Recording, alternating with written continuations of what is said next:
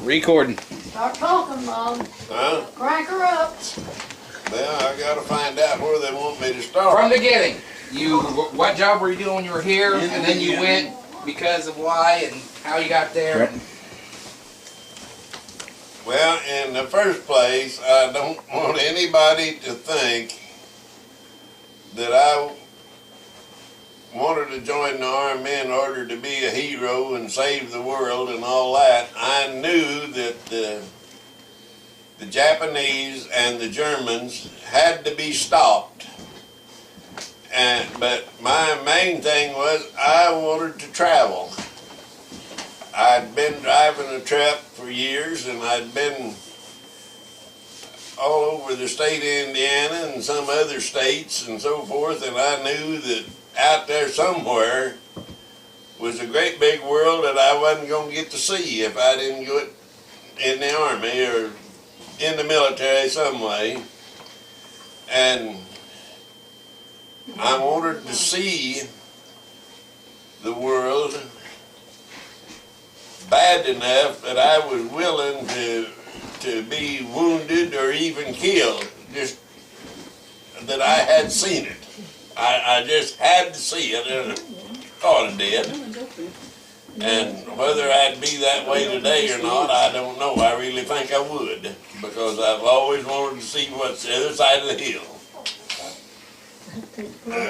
In 1942, we were hauling limestone dust. The government had a program to put limestone dust on the fields to make them grow better crops for food production. And in October of 1942, when we got done hauling limestone, I tried to enlist in the Army. I went to Annapolis and tried to enlist in the American Army. And they, at that time, the only way they checked you for tuberculosis, which back that long ago, tuberculosis was still pretty common, would be chest x-rays. They didn't have other ways of checking it. And they'd stand you in front of this x-ray camera and take a picture. You had to take a deep breath, as deep a breath as you could take, and hold it to spread your ribs apart, and then the operator would go back and he'd place you, and then you took a deep breath and he'd say hold it till he went back and operated the camera. And I passed everything else, was good and everything. And they said to get my clothes on, get dressed, and get ready to go on the bus, or I guess it was a bus, to camp someplace that I was in the Army. And then they came back in and called me out and said, you've got tuberculosis, you can't go. And I said, well, I don't have tuberculosis at all. And, well, the chest x-ray shows you do. So they sent me home, and all that winter 42, I tried to enlist in everything. My eyes weren't good enough for Air Force and some things, the Navy. Marines wouldn't, my eyes weren't good enough for that. And I couldn't even get in the Seabees, which was just a construction outfit, a naval construction outfit. They went in after a beach was invaded and built facilities, whatever they needed, unloading things and so forth. I couldn't even get in that. And in the spring of 1943, in June of 43, they, my draft number wasn't up yet to have to go to be drafted. But the lady that was the clerk at the draft board at Nashville, Nellie Wheeler. I went and asked her if she could put me in on the next draft to go, because they were taking about anybody that was warm at that time, if they were drafted. And she said, well, she'd try it, so she did. And I had to go to Indianapolis with a busload of people that was going to be drafted. And again, they told me everything's all right, and you're in the Army. And then they came back in again like the first time and said, you've got tuberculosis. Your chest x-ray shows it. And I said, well, there's nothing wrong with me at all. And well, the doctor said, my x-ray showed that I had tuberculosis bad enough. He said, you can't live through basic training. Said, you just can't do it. And I said, well, I'll live a whole lot longer than you probably, because he was a major and I wasn't even in the Army. I could talk to him however I wanted. And then right shortly after that, I think it was June the 28th, I believe it was, 26th, I was up Morgantown, had a windstorm, and I worked all day over there with my truck, moving limbs and cleaning up after the storm. And the next morning, there was a bus line then from Brown County to Indianapolis and one over to Camp Atterbury, but I got on the bus at Morgantown to go to Indianapolis and went up to the bus station in Indianapolis, and then took the streetcar to the end of the car line up on North Meridian Street, and got out of the streetcar and started hitchhiking. At that time, you could hitchhike faster than you could go in a bus. Generally, always would. And I made it to up in northwestern Ohio. I don't remember the name of the town, but it was right in the very northwestern corner of Ohio. I made it the first day, and I stayed in the motel that night. I don't know, at that time you could get a motel room for $5 or less a night. And the next day then, I made it to Detroit and went to found out how to get to the river bridge, the Detroit River Bridge that goes across into Windsor, Ontario. And I took a hitchhiked across the bridge and went to looked around there in Windsor till I found the first recruiting station I found was an Air Corps, and I didn't try that. I looked around a little more and I seen an Army recruiting station. So I went in there and told them I wanted to join the Army. And they thought at that time that I really talked Southern, and they got my name and so forth, and the guy said, now I'll have to take you back to Detroit and we'll put you in a motel for the night, and we have to send to your home and contact the sheriff and see that you're not wanted for anything, and get a release from your draft board before you can join. But he said until all that comes, you'll stay in this motel or hotel in Detroit. Well, I said okay, and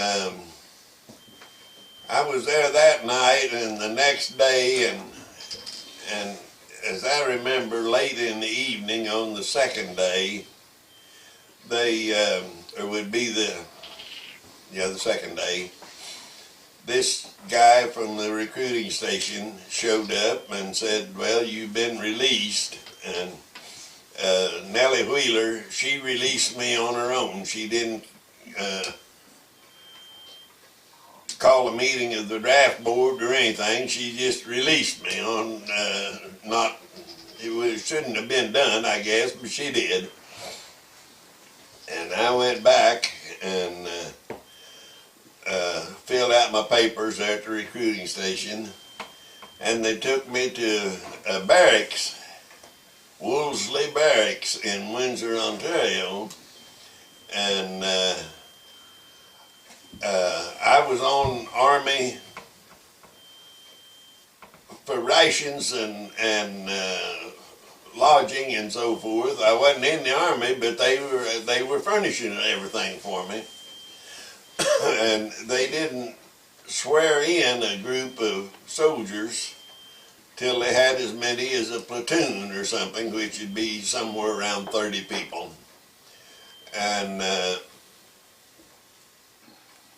they assigned us a bunk and so forth, and then we had the next morning they run us through our tests and so forth, and one of the tests was to see what size shoes you wore, and they stood you on a white piece of paper, heavy paper, like poster board or something, and you had a bucket of sand in each hand, and you stood there with that, and they traced around your feet, and evidently that buckets of sand was about what your equipment would weigh. And that's the way they told what size shoes you wore. Well, mine were way too big, but anyway, then when they done the swearing in ceremony, they had approximately 30 of us there in front of an officer, and he said, now when we start, you raise your right hand and repeat after me. I'll say certain words and you repeat that, and I'll say more. And he said, are there any American citizens in this group? Because there was a lot of people coming from the United States over there joining the Army for one reason or another. A lot of them were just ahead of the sheriff, and a lot of them were like me, and for one reason or another. And I said, yes, I'm an American citizen. And he said, do you want to retain your citizenship? And I said, I would like to, but if I have to give it up, I will. I wanted an Army that bad. And he said, you don't have to give it up. He said, when I get to a certain point in this swearing in ceremony, said, I'll nod to you and you lower your hand. That's it. And I'll go ahead, different things. And whenever I get through that part of the ceremony, I'll nod to you again, you raise your hand again. So I thought, well, that's simple enough. And what it was, I swore that I would obey all military orders, obey my commanding officers and all that stuff, but I was not a subject of King George VI. That when I lowered my hand, then he didn't have any control over me. So that was all over with, and he said, congratulations, you're a member of the Royal Canadian Army. And then that afternoon, it might have still been before noon, I'm not sure yet, they called us, the ones that had been sworn in, they called the platoon together, and the sergeant walked up and down through in front of us there, and he said, you step out, you step out, and he got 6 of them, and he said, the rest of you are dismissed. And they walked off, and 6 of us standing there. And he said, you 6 are to be pallbearers at a military funeral. And I raised my hand and I said, Sergeant, I'm just a couple days ago up here from the States, said I know absolutely nothing about Canadian military customs, funeral customs, or anything like that. And he says, that don't make any difference, you're the right size. So, I guess I was good for something anyway. I was the right size for it. And they took us, and we were pallbearers at a World War I veteran. And we made it through all right. I didn't make any big blunders. I just tried to watch and do what everybody else was doing. And then a few days after that, I don't know, 2 or 3 days, they told us we were going to a basic training camp, and they put us on Army trucks, and we went east of Windsor to Chatham, Ontario, and I thought it was so strange. I knew that in Canada they raised, I knew it wasn't just all ice and snow like cartoons and so forth, and I knew they raised wheat and oats and barley and so forth. But the thing that surprised me more than anything was tobacco fields. They had fields of the finest tobacco that I'd ever seen, and I had no idea they had that in Canada. But anyway, then they put us in this, it was called 829 CITC, which is Canadian Infantry Training Center, and 29 was just the number of it. And all of us that had been sworn in at that time at Windsor were in the platoon for basic training. And there was one guy there that I don't know exactly why, but I remember a lot of them, but one of them I remembered real well, because my serial number was A118234, and his was A118232. And for some reason, I just remembered him more. And his name was Peck, Clarence Peck. And we were in all together in the basic training. We had... You sure about that land business? We had an old sergeant, Sergeant Anderson, an old Scotsman. He had been in the Canadian Army in World War I, and he was really Scotch. And at that time, the British Army, and possibly even the American Army, I don't know,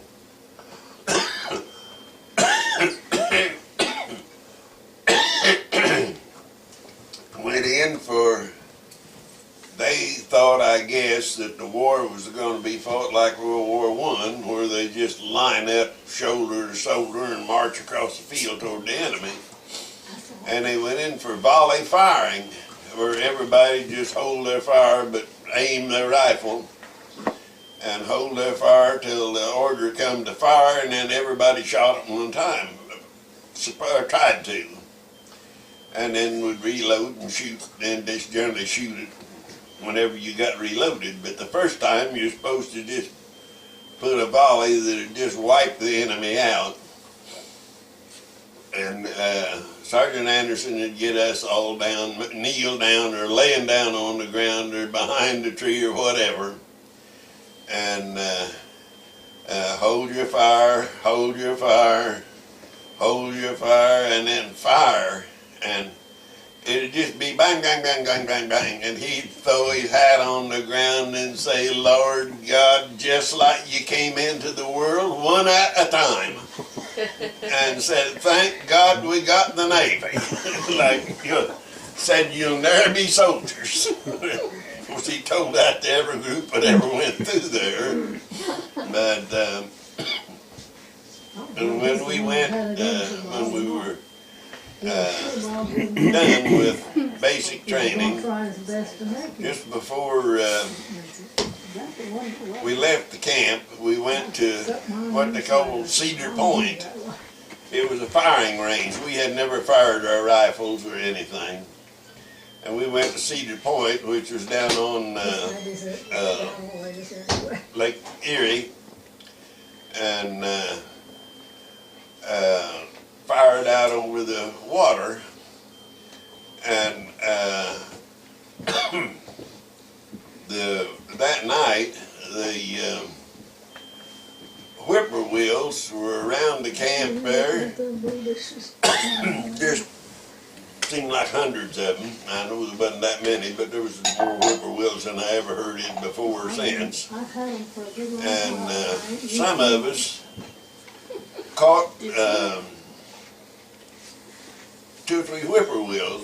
You'd watch them, they'd be sitting on the ground, you'd sneak around, you could catch one. And Sergeant Anderson had put his helmet, not a steel helmet, just a sun helmet, down, and we got, a bunch of us got 3 or 4 whippoorwills and put them under his helmet. I put them on the ground and put his helmet on top of it, and somebody stood there with his foot on the edge of the helmet, the brim of the helmet, and called Sergeant Anderson and said, Sergeant Anderson, here's your helmet, sun helmet. And he came over, and about the time he started to pick it up, this guy raised his foot up and the whippoorwills took off and his hat went up with it.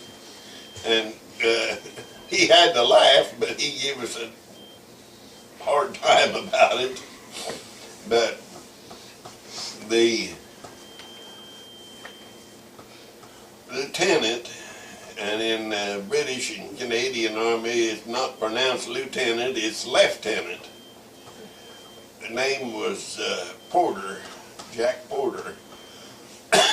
And at that time, the Canadians had a very poor opinion of United States citizens. They had only had contact with the upper class of people, hunters and travelers and so forth, and they considered us pretty much blowhards, which they are as far as that goes. And he was determined that he was going to make me go back across the border. I couldn't put up with the Canadian Army, and I was just as determined that he wouldn't. And whenever we were finished with our basic training, he called each person individually and talked to us. And when he called me, he said, I'm sure you realize now that I was pretty hard on you. And I said, yeah, I realize it. But I said, I also realized that you weren't going to get the best of me. And he said, well, I realize that now too. And he said, everybody else gets a 72-hour pass from camp, because most of them were around the Windsor, Ontario area, and Chatham wasn't too far. And said you can go home for the weekend, 72 hours. And he said, in your case, you got to go to Indiana. Said, I'm getting you an extra 3 days. You'll have, instead of 3-day pass, you'll have 6 days to give you time, which it wouldn't have taken me that long to get home, because I could hitchhike down from Detroit quicker than the bus would come, or a train, or anything. But I thanked him, and he shook hands with me and said, hope there was no real hard feelings. And I said, no, I understand what it was. And I did, and I never held it against him, because that was just the way that things were at that time. So I came home, and when I went back then to Chatham, we were loaded on a train, I think we took then, and took up along Lake Huron, north of Sarnia, Ontario, to Camp Ipperwash, along the shores of Lake Huron there, for for advanced infantry training. And it was, the camp was all right, but it was out in kind of a, wasn't really a swamp, but it was low ground around there, and birch trees and brush, and that just what was there, sand. And after a little infantry training, and there we had to crawl under barbed wire and through barricades and one thing and another like that, with live ammunition firing over us, and bullets would just zip across us. And then I was put in a trench mortar training outfit, and the trench mortar to me was just, I don't know why it was so easy for me, but after about 3 days of training, I was an instructor. Everything just fell into place. I wasn't that much smarter than anybody else, but it was just real easy for me. And we had a Sergeant McIntyre, and he considered himself pretty much of a stand-up comedian, and that term had never been invented yet. But we were checking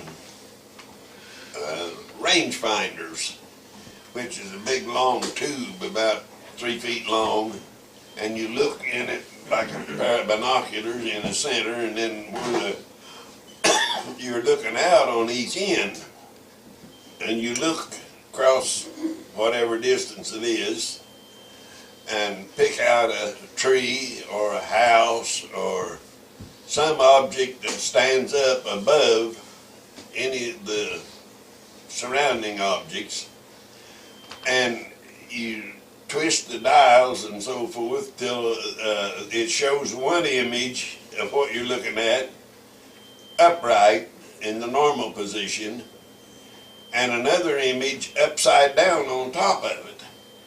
And we were looking at a house over, I don't know, 1,000 yards maybe, way over across the valley like. And we were using the chimney on that house for the aiming point, really, and get everything till the chimney on the upside down one come right down on top of the chimney on the house. And this Sergeant McIntyre said these rangefinders, he had got it all set, and said these rangefinders are really powerful.